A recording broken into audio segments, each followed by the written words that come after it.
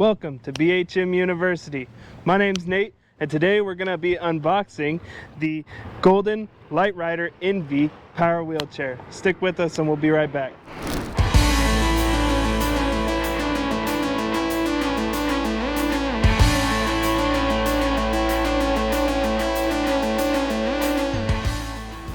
All right, so now that we are back, we're going to go ahead and get started on unboxing this.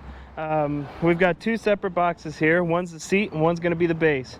So let's go ahead and open up the base first. We're going to start by cutting the tape on the sides and pulling those staples out. Got a little more tape here. We'll go ahead and open up those lids here. Now while I'm doing this, I'll go ahead and talk about the colors that these do come in. This specific model that I have here is going to be the orange color, but they do come in a variety of different colors.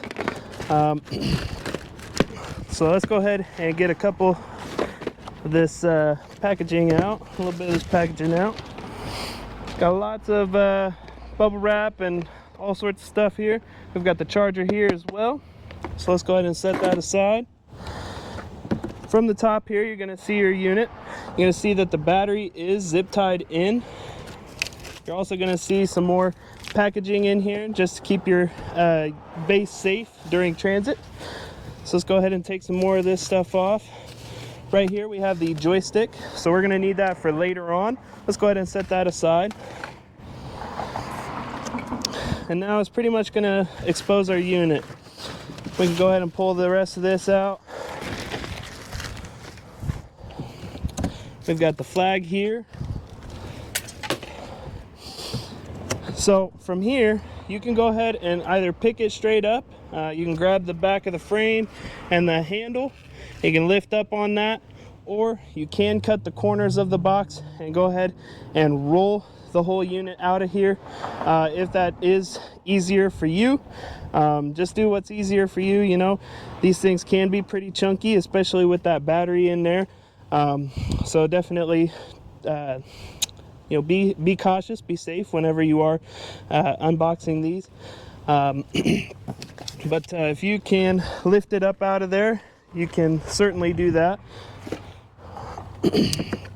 But I'm going to go ahead, for the sake of the video, and cut the box open. And we'll go ahead and roll it out.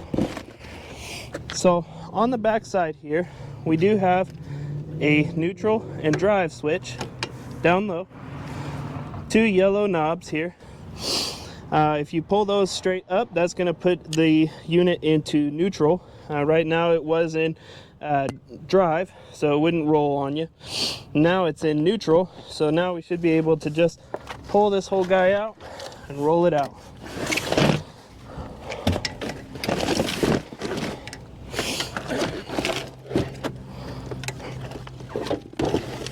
Just like that. So let's go ahead and get some of this trash out of the way. And we'll continue to talk about our power base. So here you're going to notice that you've got a lot of packaging and some big zip ties holding down this battery. We can go ahead and take those zip ties off and all this packaging. Let's just cut those zip ties. Remember to cut away from your unit, because you don't want to scratch anything. And go ahead and lift your battery up and out so that we can remove all of that plastic and styrofoam packaging. Now before your scooter can run here, we do want to make sure that we remove these two plastic blocks down here. These blocks are put in basically to make sure that the battery doesn't make contact with the scooter itself and run those batteries dead while it sits in storage. So let's go ahead and remove those, and then we can go ahead and put our battery back in. Like so. Now there's not really going to be a click or anything. It's just going to slide in. You are going to notice that you have these grooves that it'll just fit right into. So just make sure you line it all up, and easy peasy, it'll slide right in. Down here, it looks like we have the joystick holder or the joystick mount. Let's go ahead and get this unpackaged.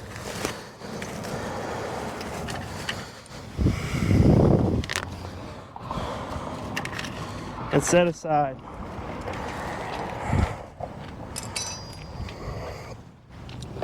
So the next step here is going to be to go ahead and unbox our seat. So let's go ahead and scoot this off to the side and pull our seat over. And we can go ahead and start unboxing that seat. So cut along the side. Make sure not to cut too deep, as you can cut the seat. Just always take caution whenever you are using knives, especially around upholstery, things like seats. And you should be good.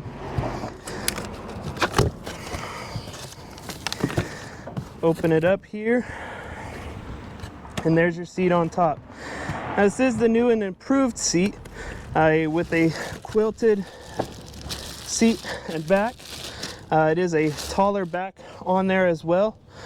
Should give you a little bit more comfortability and a nicer ride. So let's go ahead and take this guy out. Take the plastic off. We'll go ahead and throw that plastic over here. On the bottom here, there is a little plastic piece here. That's to keep that seat that seat post from sticking through the bottom of the cardboard. So we'll go ahead and take that off. This seat can now be mounted onto your scooter or onto your power wheelchair. You'll just line that post up with the center post on your power base and set it down. Give it a little twist and it should lock right into place. All right. Now, still left over in the box, we have the arms. Those arms are in packaging and they are left and right specific. So we'll go ahead and take that out. Find your left and right arms and line those up on the proper sides.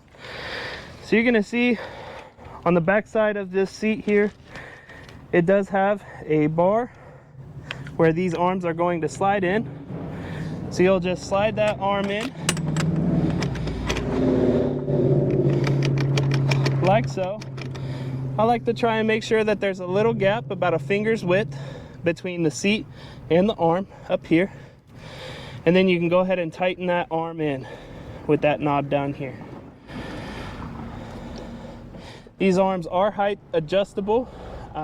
Just make sure that you go ahead and tighten that arm in wherever you would like it. At the lowest height is okay for right now, as it will go up and down just fine. So go ahead and get this other arm placed in there.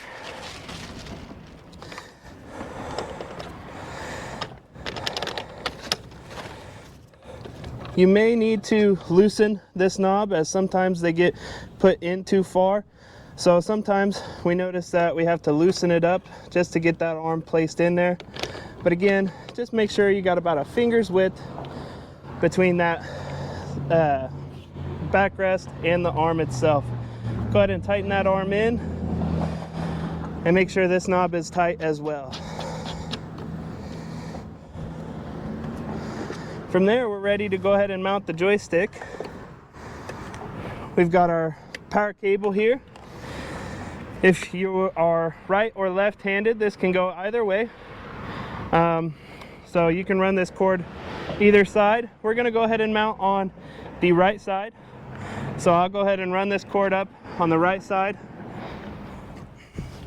And let's go ahead and grab that mounting bracket from earlier.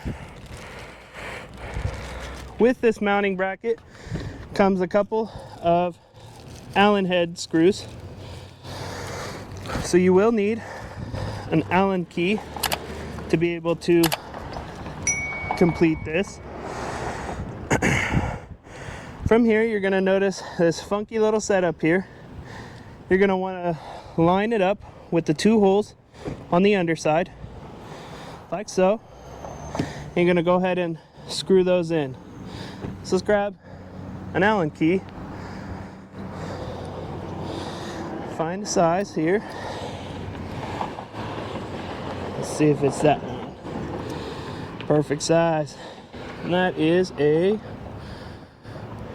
3/16 Allen key.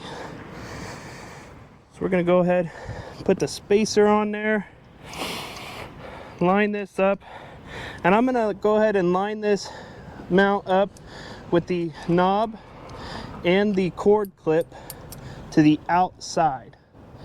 That way you can easily access that cord clip and that knob. So let's go ahead and line everything up here and start tightening it in.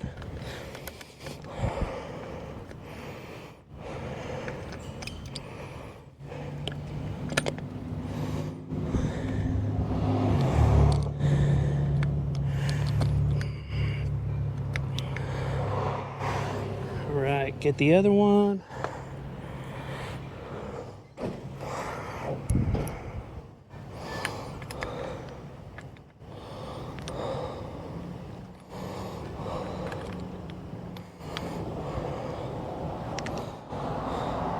And just make sure that those screws get all the way in nice and tight. Make sure that that doesn't go anywhere, because this is going to be holding your joystick.